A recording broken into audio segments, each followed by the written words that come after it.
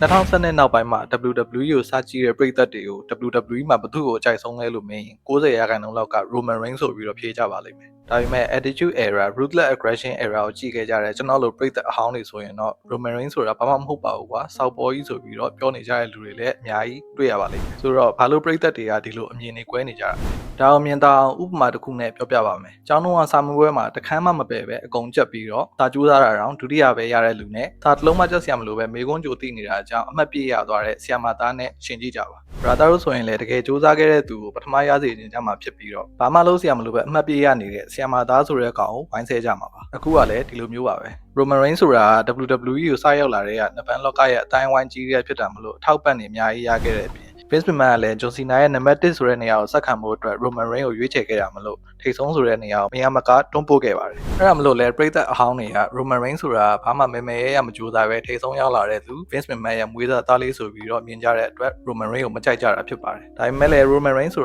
ာလက်ရှိ Modern Era ရဲ့အခမ်းအနားဆုံးအကြီးအကျယ်ဆုံး Superstar ဆိုတာတော့ဘလို့မှညင်းလို့မရပါဘူး။ WWE သမိုင်းမှာအချိန်အကြာဆုံးအနေနဲ့ရပ်ပေါင်း1000ကျော်ချန်ပီယံဖြစ်ခဲ့တာတွေ Bloodline ရဲ့ဇလန်းရှည်ကြီးတွေ Tribal Chief ဆိုတဲ့ character တွေဒါတွေကပဲ Roman Reigns ဆိုတာကိုခမ်းနားဆုံး character တယောက်ဖြစ်လာစေခဲ့တာပါဆိုတော့ဒီနေ့ပြောမယ့်တဲမှာကျွန်တော်လိုနဗန်ပရိသတ်အဟောင်းတွေက Roman Reigns ဆိုတာကိုဘာလို့မကြိုက်ကြတာလဲဒီလိုဝေဖန်မှုတွေကို Roman Reigns တယောက်ကဘလို့တွန်းလှန်ပြီးတော့ခမ်းနားဆုံး character တယောက်ဖြစ်လာခဲ့လဲဆိုတဲ့အကြောင်းအရာတွေပါဝင်သွားမှာပဲဖြစ်ပါတယ်အဲ့တော့ဗီဒီယိုလေးကို like လုပ်ပြီးပြီဆိုရင်ချိန်မဆွဲပဲကျွန်တော်တို့အကြောင်းအရာလေးကိုစလိုက်အောင်ဗီဒီယိုမစခင်ကြိုပြီးမှာချင်တာတယောက်နဲ့တယောက်အကြိုက်မတူတဲ့ကိစ္စတွေကိုအငင်းပွားမနေကြပဲနဲ့ဒီဗီဒီယို Roman Reigns ဆိုတဲ့လူတယောက်ရဲ့ဘဝမှာဘာတွေဖြစ်ခဲ့လဲဆိုတဲ့အကြောင်းအရာတွေကိုပြန်ပြောပြနေတဲ့ဇာတ်လမ်းတစ်ပုဒ်အနေနဲ့နားထောင်စေချင်ပါတယ် Roman Reigns ကိုတော့1985မှာစတင်မွေးဖွားခဲ့ပြီးတော့သူ့ရဲ့နာမည်အရင်းက Joe Anoa'i ဖြစ်ပါတယ်။ဝေးချင်းတွေထဲမှာအငယ်ဆုံးဖြစ်ပြီးတော့သူ့ရဲ့မိသားစုဟာဆိုရင်နဗန်လောကရဲ့ကန်ဝင်ကြီးတွေဖြစ်ကြပါတယ်။ Anoa'i မိသားစုတွေကနဗန်လောကမှာတော်တော်လေးလွှမ်းမိုးမှုကြီးမားပြီးတော့ထင်ရှားတဲ့လူတွေကိုပြောပါဆိုရင် Yokozuna, Rikishi, The Rock, Umaga စတဲ့လူတွေပါဝင်တာကိုတွေ့ရပါတယ်။အဲ့ဒါမလို့လဲ Rikishi ရဲ့သားတွေဖြစ်ကြတဲ့ Uso အမွှားနှစ်ကောင်ဆိုရင်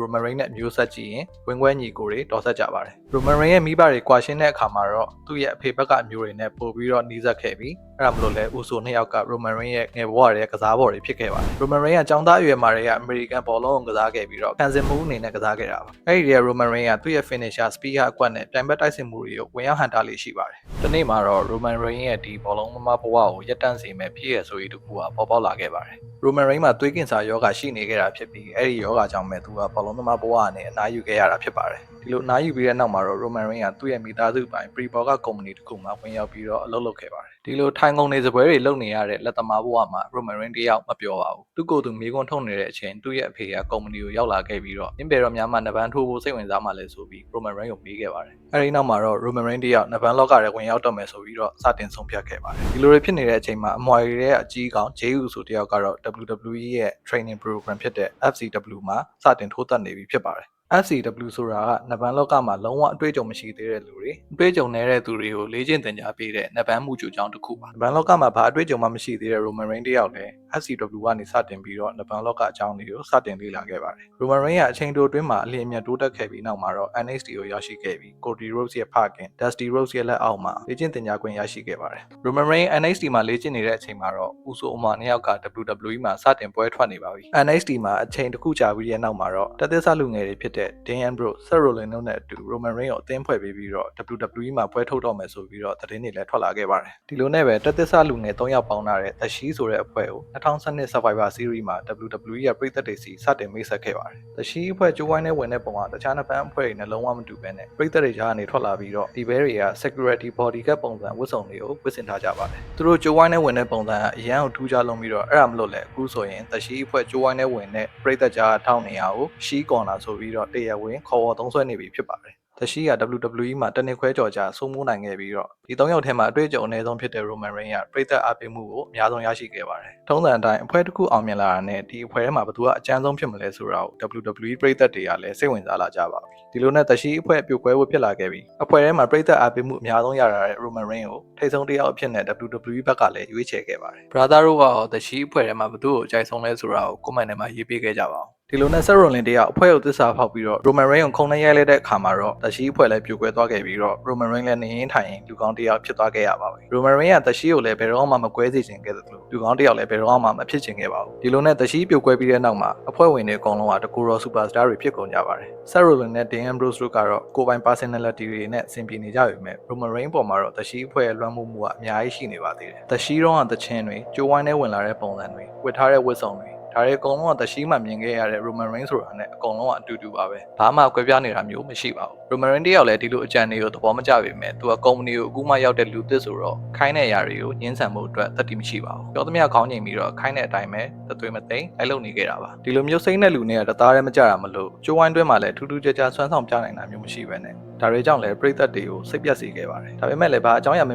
ဲရမှမရှိပဲ Roman Reigns တယောက်ပွဲတွေကိုစက်တိုက်အနိုင်ရနေတာဆိုတော့ WWE ပရိသတ်တွေကလည်းဒီကိစ္စတွေရဲ့နောက်မှာ WWE ဘက်ကအာဏာပိုင်တွေကပါဝင်ရောက်ကြိုးကင်နေတယ်ဆိုတာကိုသတိထားမိခဲ့ကြပါတယ်2015 Royal Rumble ကို Roman Reigns နိုင်ရတဲ့အခါမှာတော့ပရိသတ်တွေက Roman Reigns ကိုသူတို့ရဲ့ထိပ်ဆုံးလူတစ်ယောက်အနေနဲ့လက်မခံဘူးဆိုတဲ့သဘောထားကိုပြတ်သားဖော်ထုတ်ခဲ့ကြပါတယ်Ryan Rumble ရဲ့နောက်ဆုံး2ယောက်အနေနဲ့ Rusev နဲ့ Roman Reigns တို့ပဲကြံခဲ့တဲ့အချိန်မှာပရိသတ်တွေက Rusev ဘက်ကနေအားပေးခဲ့ကြပြီးတော့ Roman Reigns ကိုဝိုင်းပြီးတော့ကဲ့ရဲ့ခဲ့ကြတာဖြစ်ပါတယ်။အဲဒီတော့သူ့ဘဝရဲ့အကြီးမားဆုံးနိုင်ပွဲလို့ပြောရမယ့်ပွဲမှာပရိသတ်တွေကသူ့ကိုလက်မခံကြောင်းပြောနေကြတာဆိုတော့ Roman Reigns အတွက်လည်းတော်တော်လေးကိုစိတ်ထိခိုက်စရာကောင်းပါတယ်။ဒါတွေကမှတ်တမ်းဝင်သွားခဲ့ပြီဖြစ်ပြီးတော့ဘယ်အချိန်ပြန်ကြည့်သမိုင်းတစ်ခုအနေနဲ့တည်ရှိနေတော့မှာပါ။ဘလို့ပဲဖြစ်ဖြစ် Ryan Rumble ကိုအနိုင်ရသွားတဲ့အတွက် Roman Reigns တယောက် WrestleMania မှာ Champion ကိုစိန်ခေါ်ခွင့်ရရှိခဲ့ပါတယ်။ Roman Reigns စိန်ခေါ်လိုက်တဲ့ Champion ကတော့ Brock Lesnar ပါ။အဲဒီတော့ Brock Lesnar WrestleMania မှာ Undertaker ရဲ့ရှုံးပွဲမရှိစံချိန်ကိုချိုးဖျက်ပြီးကစားဖြစ်ပြီးတော့လုံးဝ prime time ရောက်နေတဲ့အချိန်လို့ပြောလို့ရပါတယ်။အဲဒီပွဲမှာလည်းနှစ်ယောက်လုံးကတစ်ယောက်နဲ့တစ်ယောက် share တီးခဲ့ကြသလို Brock Lesnar တယောက်လည်းခေါင်းမှာကွန်းစားနေပြီးတော့ Roman Reigns တယောက်လည်း F5 အသုံးခံရလို့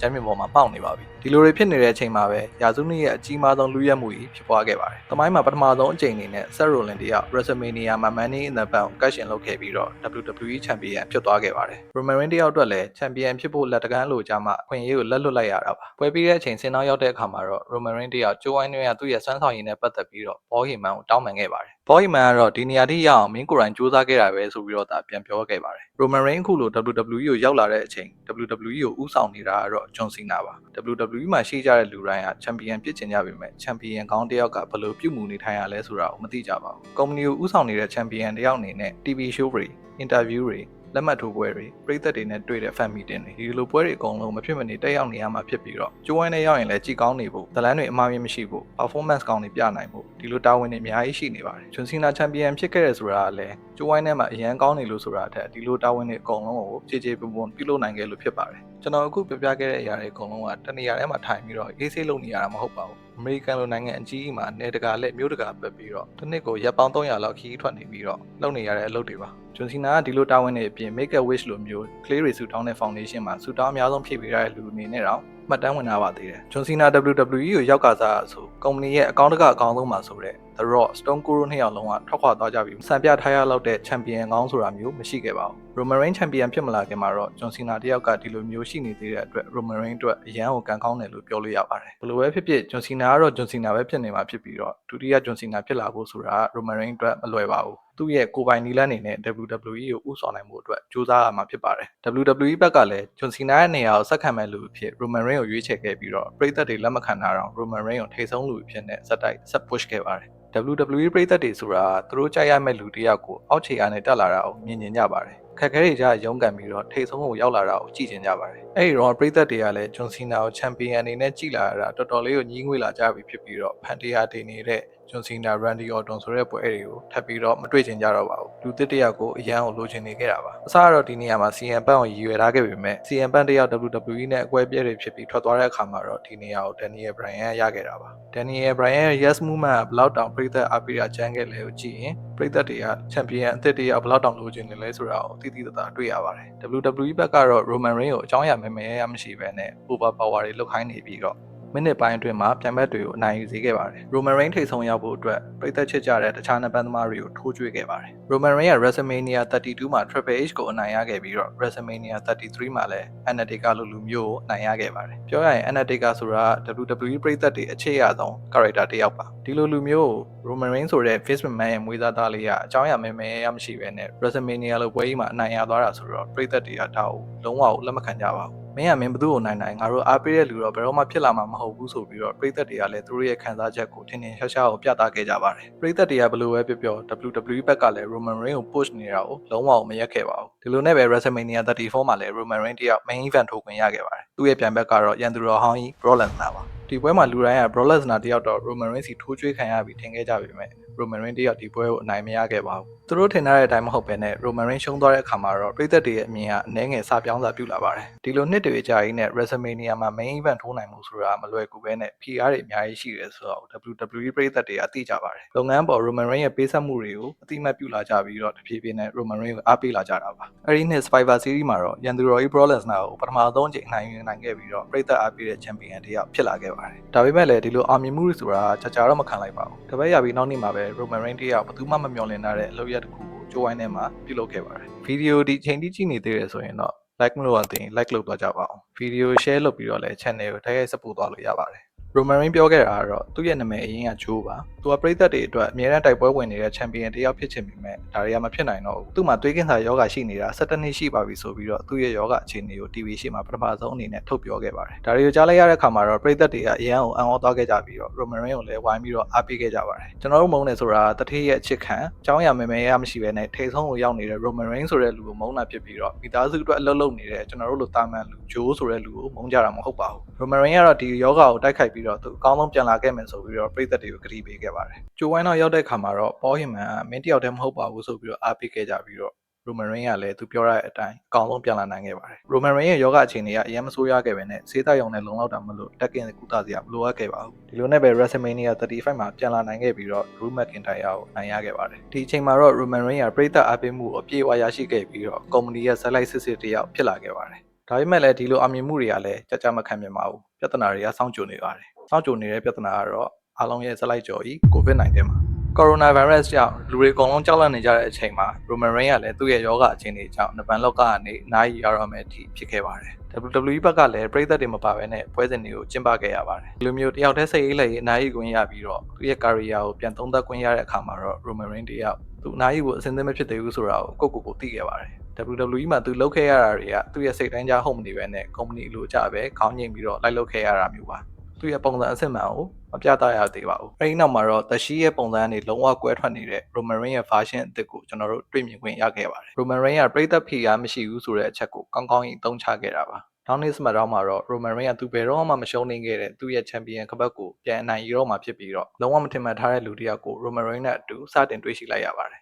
အဲဒီလူကတော့ Wiseman ကြီး Paul Heyman ပါPaul Heyman နဲ့အခုလိုမျိုးပူးပေါင်းလိုက်တာက Roman Reigns ကိုအကြီးအကျယ်အောင်မြင်စေခဲ့ပါတယ်Paul Heyman ဆိုတာတကယ်အမိုက်ဆုံး feeling တွေရဲ့ manager လုပ်လာတဲ့လူပါPaul Heyman ဘေးမှာရှိနေတဲ့ဆိုတဲ့အချက်နဲ့တင် Roman Reigns ရဲ့ aura တော်တော်ကြီးကိုကြီးနေပါပြီ WWE ပရိသတ်တွေကတော်တော်လေးကိုစိတ်လှုပ်ရှားနေကြပါ Paul Heyman ဆိုတဲ့လူက Roman Reigns မွေးခင်သူ့အဖိုးလက်ထက်လောက်တည်းကအန်နိုဝါမိသားစုတွေနဲ့အတူရှိခဲ့တဲ့လူပါ Roman Reigns ရဲ့မိသားစုအကြောင်း Roman Reigns ထက်တောင်ပိုပြီးတော့သိပါတယ် Paul Heyman နဲ့ပေါင်းလိုက်တာနဲ့ Roman Reigns တယောက်လည်း champion ချက်ချင်းဖြစ်ခဲ့ပါတယ်အဲ့ဒါမလို့လေ COVID ကာလအချိန်တွေကတခြားလူတွေအတွက်တော့ခက်ခဲခဲ့ပေမဲ့ Roman Reigns အတွက်တော့အောင်မြင်ဆုံးအချိန်တွေဖြစ်ခဲ့ပါတယ်ပရိသတ်တွေကလည်း Roman Reigns ကိုဒီလိုပုံစံမျိုးနဲ့မျှော်လင့်နေကြတာဖြစ်ပြီးတော့အကုန်လုံးဆောင်မျှော်နေကြတဲ့ကိုယ်ပိုင် personality ရှိတဲ့ Roman Reigns ဖြစ်လာခဲ့ပါပြီဒါပေမဲ့ WWE တစ်ခုလုံးကိုကြီးစိုးဖို့ဆိုရင်တကူတော့လုပ်ဖို့ဆိုတာမလွယ်ပါဘူးအဲ့တော့အသင်းတစ်ခုဖွဲ့ရပါမယ်အမျိုးတွေရဲ့အကူအညီလိုပါတယ် Roman Reigns ကသူ့ရဲ့ကာဆန်တွေဖြစ်တဲ့ Jey နဲ့ Jimmy Uso တို့ကိုဒီအတိုင်းကောင်းကောင်းမွန်မွန်ဖိတ်ခေါ်ခဲ့တာမဟုတ်ပါဘူးအမှန်အကောင်ကလည်း blind လာပြီးတော့မင်းတို့ရဲ့ခေါင်းဆောင်ကလုပ်မယ်ဆိုပြီးပြောတာကိုလက်ခံမှာမဟုတ်ပါဘူးအဲ့တော့ပထမဆုံး Jey Uso နဲ့ Hell in a Cell ပွဲတိုက်ခဲ့ရပါတယ်အဲ့ဒီပွဲမှာတော့ Roman Reigns က Jey Uso အမောက်သိမ့်နေတဲ့အချိန် Jimmy Uso ကဝင်ကယ်ပါတယ်ဝင်ကယ်တဲ့ Jimmy Uso က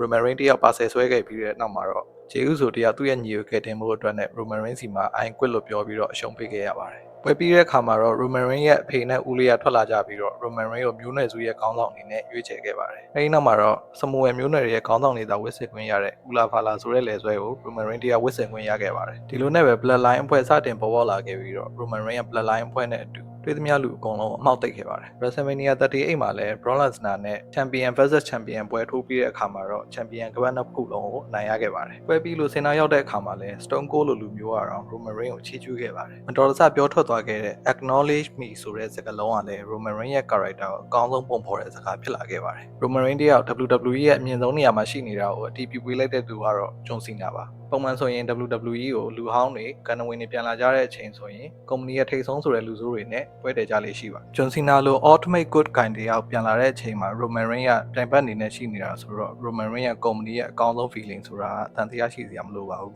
ဂျွန်စီနာကိုလည်းအနိုင်ယူနိုင်ခဲ့ပြီးတော့ Roman Reigns အခုလိုမျိုး WWE ကိုဦးဆောင်နေတဲ့အချိန်မှာ WWE ရဲ့အမျက်ဝင်ငွေက Attitude Era ထက်တောင်ပိုပြီးတော့ကြီးမားခဲ့ပါတယ်ဒါပေမဲ့လည်းဒီလိုအောင်မြင်မှုတွေဆိုတာအရင်တစ်ပတ်ကပြီးသွားခဲ့ပါပြီနောက်တစ်ပတ် show ကြရင်ဇလန်ကိုဘယ်လိုရှေ့ဆက်မလဲဆိုတာအများအားစဉ်းစားနေရတာပါဆိုတော့ Bloodline ရဲ့ story ကိုပို့ပြီးတော့ကြီးမားစေဖို့အတွက် character တွေထပ်ထည့်ပါတယ်ဒီလိုနဲ့ပဲ Solo Sikoa ဆိုတဲ့ character အသစ်တစ်ယောက်ပါလာခဲ့ပါတယ် Solo ဆိုတာလည်းလူသစ်ဆိုတော့သူ့ညီကိုတွေနဲ့တွဲပေးလိုက်တာကဂျိုးဝိုင်းထဲမှာအတွေ့အကြုံယူဖို့အတွက်အကောင်းဆုံးအခွင့်အရေးပါ Bloodline အဖွဲ့ဝင်memberတွေအကုန်လုံးက champion တွေကိုစီဖြစ်ခဲ့ကြပါတယ်အဲဒီနောက်မှာတော့ Roman Reigns ကမဟာပြိုင်ဘက်ကြီး Brock Lesnar နဲ့ထပ်မံတွေ့ဆုံခဲ့ပါတယ်ဒီပွဲက Brock Lesnar တယောက်ဂျိုးဝိုင်းကိုထွန်ဆက်ကြီးနဲ့မတင်ခဲ့တဲ့ပွဲလည်းဖြစ်ပါတယ်ပုံမှန်ဆိုရင်တော့ Roman Reigns က Brock Lesnar တက်တဆင့်နေခဲ့ရဆိုပေမဲ့ဒီပွဲမှာတော့ Roman Reigns ကြောင့် Brock Lesnar ရဲ့ပုံစံအသစ်တစ်ခုကိုမြင်တွေ့ခဲ့ရတယ်လို့တော့ပြောလို့ရပါတယ်အဲဒီနောက်မှာတော့ဇလန်ကိုဆက်ချိန်မြင့်မှုအတွက် Sami Zayn ကို Bloodline ဖွဲ့တွေခေါ်သွင်းခဲ့ပါတယ် Bloodline ကသူ့အတူစိုးနေတော့အရင်မသိတာပေမဲ့ဒီလိုမျိုးလူသူတွေကြားထဲမှာအပြစ်ကင်းပြီးဖြူစင်တဲ့ Sami Zayn လိုလူတစ်ယောက်ပါလာရင်တော့ Bloodline ဆိုတာအရင်ကိုသိတာသွားပါပြောရရင် Wembley အုပ်ထဲမှာတိုးလေးတစ်ကောင်ပါလာတာနဲ့တူတူပါပဲဒီအကြံကလည်းတော်တော်လေးကိုအလုပ်ဖြစ်ခဲ့ပြီးတော့ Sami Zayn ရဲ့အကောင်းဆုံးအခြေအနေလို့တော့ပြောလို့ရပါတယ်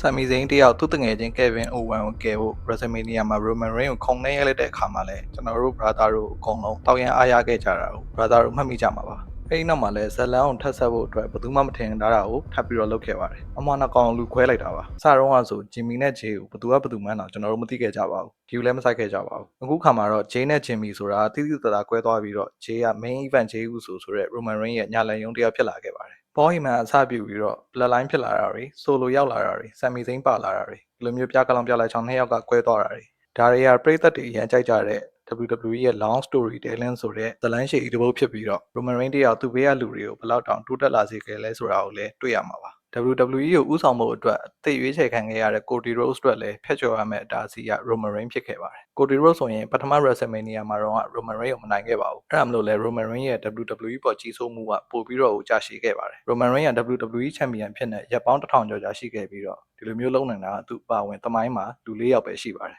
အဲ့ဒီ၄ယောက်ကဘယ်သူလဲဆိုတာသိရင်လည်း comment ထဲမှာဖြည့်ပေးခဲ့ကြပါဦးCody Rhodes က Roman Reigns ကိုနောက်နှစ် WrestleMania မှာအနိုင်ရတဲ့အခါမှာတော့ Bloodline အဖွဲ့ကြီးလည်းပြိုကွဲသွားခဲ့ပါပြီ။ဒါကတော့ Roman Reigns တယောက် Tribal Chief ဆိုတာကိုဘယ်လိုဖြစ်လာခဲ့လဲ။ဘယ်လိုအောင်မြင်မှုတွေကြာရှုံးမှုတွေရှိခဲ့လဲ။ Bloodline ဆိုတဲ့အဖွဲ့ကဘယ်လိုဖြစ်လာခဲ့လဲဆိုတာကိုပြောပြပေးခဲ့တာဖြစ်ပါတယ်။ Roman Reigns ကိုကြိုက်တဲ့သူဖြစ်ဖြစ်မကြိုက်တဲ့သူဖြစ်ဖြစ်ဒီဗီဒီယိုကြည့်ပြီးရင်တော့ Roman Reigns ရဲ့ဘဝအကြောင်းပို့ပြီးတော့နားလည်သွားမယ်လို့မျှော်လင့်ပါတယ်။အနည်းချုပ်ပြောရရင်တော့ကျွန်တော်တို့ screen ပေါ်မှာမြင်နေရတဲ့နဗန်သမားတွေဆိုတာသူတို့ရဲ့ဇယိုက်အစစ်မှန်မဟုတ်ဘဲနဲ့သူတို့က character တစ်ခုကိုသရုပ်ပေါ်အောင်လို့ပုံဖော်နေကြတာပါအဲ့တော့ brother တို့ရဲ့ချစ်ချင်းမုန်းချင်းဆိုတာဒီ character တွေပေါ်မှာပဲထားသင့်ပါတယ်ဥပမာ Dominic Mysterio Logan Paul တို့ဆိုရင်မျက်နှာနဲ့ဆွဲထိုးခြင်းရလောက်အောင်လူမုန်းများကြပါတယ်အဲ့ဒါလည်းသူတို့သရုပ်ဆောင်ရမ်းကောင်းလို့ပါဒီ character တွေကိုမုန်းလို့ရပေမဲ့သူတို့ကြိုးဝိုင်းထဲမှာလုပ်ပြနေတဲ့အစွမ်းဆောင်ရည်တွေကိုတော့အတိအမှတ်ပြုပေးရမှာဖြစ်ပါတယ်ကျွန်တော်ကတော့ The Shield Roman Reigns ရဲ့ version ကိုမကြိုက်ပေမဲ့ Tribal Chief ဖြစ်သွားတဲ့ Roman Reigns ရဲ့ version ကိုတော့သဘောကျပါတယ် brother တွေထဲမှာရောကျွန်တော်လိုစိတ်ပြောင်းသွားတဲ့လူတွေရှိကြလား Roman Reigns ရဲ့ version ကိုပို့ပြီးတော့သဘောကျကြတယ်ကိုယ့်ရဲ့အမြင်တွေကို comment ထဲမှာရေးပေးခဲ့ကြပါဦးဗီဒီယိုလေးကိုနှစ်သက်တယ်ဆိုရင်တော့ like လုပ်ပြီးတော့နဗန်းကြောင်းရတယ်နှစ်သက်တယ်ဆိုရင် channel ကို follow လုပ်ပါလို့ရပါတယ် channel ရဲ့ပန်းနိုင်ဖြစ်တဲ့ subscriber 1000ပြည့်ရမယ်ဆိုတဲ့ပန်းနိုင်ရအောင်လည်းကူညီပေးကြပါအောင်ကျွန်တော်ကတော့ကပေါ်မှာနောက်ဗီဒီယိုချမှာပြန်တွေ့တယ်